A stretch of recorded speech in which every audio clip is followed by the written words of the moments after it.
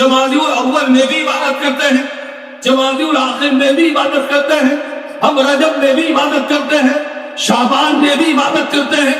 तो फितरा सिर्फ रमजान में ही, और रमजान में दो इबादत खास है। साथ बैठे, एक इबादत बदनी और एक इबादत मादी। बदनी इबादत क्या है? हम रोजा रखते हैं रमजान में, अल्लाह के लिए बदनी इबादत करते हैं। माली इबादत क्या है? हम फितरा देते हैं अगर साहिब निसाब है तो, ये अल्लाह की रजा के लिए माली इबादत करते हैं। सवाल, अच्छा हम फितरा क्यों देते हैं? मुफ्ती साहब फितरा की बारगाह में बैठिएगा, मुफ्ती साहब की बारगाह में बैठिएगा, हज़रत हाफिज सभी अहमद साहब फितरा से पूछिएगा, हाफिज इमरान साहब से पूछिएगा, इमरान साहब से पूछिएगा, तो ये बताएंगे कि हम फितरा इसलिए अदा करते हैं ताकि रोजों में जो नुक्स रह गया, जो कमी रह गई, उसके सदके अल्लाह दूर कर देता है। फिर रमजान के रोजे कामिल और मुकम्मल बनके अल्लाह की बारगाह में कबूल होंगे। अच्छा मैं कहता हूँ कि रमजान के अलावा शव्वाल में भी हम इबादत करते हैं, ज़िलक़ाइदा में भी हम इबादत करते हैं, ज़िलहिज में भी हम इबादत करते हैं, मुहर्रम में भी हम इबादत करते हैं, सफर में भी हम इबादत करते हैं, रबीउल अव्वल में भी हम इबादत करते हैं, रबीउल आखिर में भी हम इबादत करते हैं, जमादिउल अव्वल में भी इबादत करते हैं, जमादिउल आखिर में भी इबादत करते हैं, हम रजब में भी इबादत करते हैं, शाबान में भी इबादत करते हैं। तो फितरा सिर्फ रमजान में ही। एक सवाल क्या सकता है? भाई इबादतें हमारी शव्वाल की कबूल हो जाती, उसके नुस्ख दूर हो जाते, हम शव्वाल में भी हमें फितरा देने का हुक्म आता, इबादतें ज़िलक़ाइदा की भी मुकम्मल हो जाती, उसमें भी फितरा देने का हुक्म आता। रमजान के साथ फितरा की निस्बत क्या है? फितरा ये वाली इबादत की निस्बत बदनी इबादत से क्या है? अगर आप कहें तो इसी बात को समझाओ और अपनी गुफ्तगू मुकम्मल।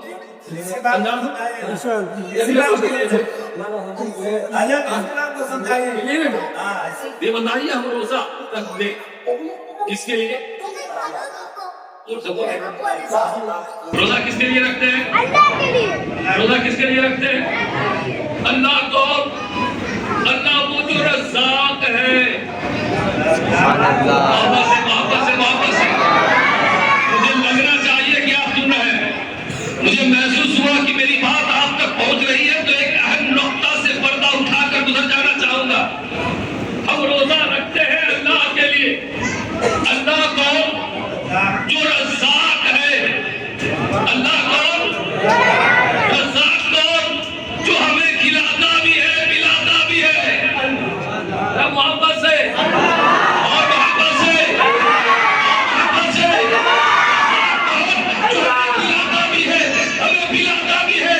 अब उसके खिलाने की शान तो देखे, जब वो खिलाने पे आ जाए तो समंदर के पेट में मछलियों को भी खिलाता है।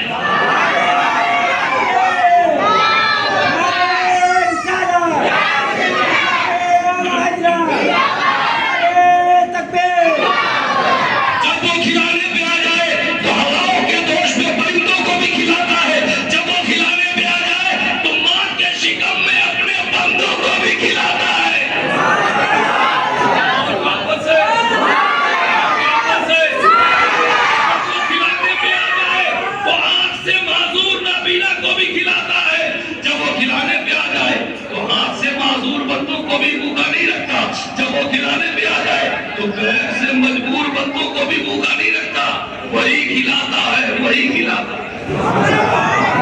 अब सवाल ये है कि जो अल्लाह हमें माँ के शिकम में भी खिला रहा है, तो हमें भूखे रहने का हुक्म क्यों दे रहा है?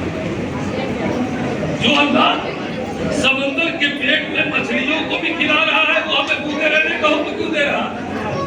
ये कैसी इबादत है? जो अल्लाह हवाओं के दोष में परिंदों को भी खिला रहा है, हमें भूखे रहने का हुक्म क्यों दे रहा है? ये कैसी इबादत है?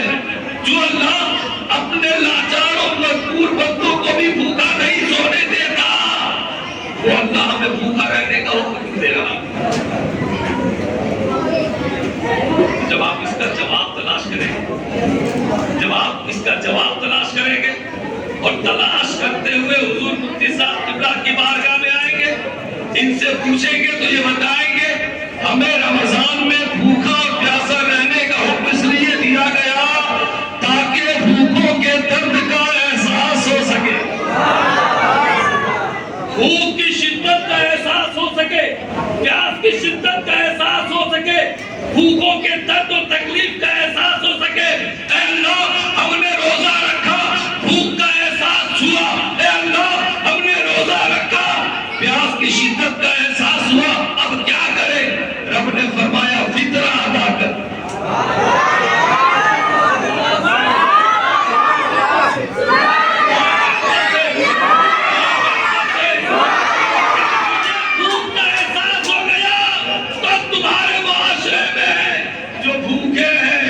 ان کے لیے میرے دیے ہوئے مال سے کھانے کا انتظام کر دیا۔ سمجھ میں آگے نہیں سمجھتا کیونکہ وقت کم ہے اور میں اس ٹاپک پہ اور زیادہ آگے نہیں بڑھنا چاہتا۔ حضور شیخ طریقت ہمارے درمیان میں ہوا، یہ صرف گینجس جامع مسجد کے امام نہیں ہے، یہ ہم خادموں کے سروں کے تاج ہیں۔ ان کی دعاؤں کا لباس پہن کر جب ہم نکلتے ہیں تو راستے میں آنے والی بڑی سے بڑی مصیبتیں بھی منہ موڑ لیتی ہیں۔ حضرت تشریف لائے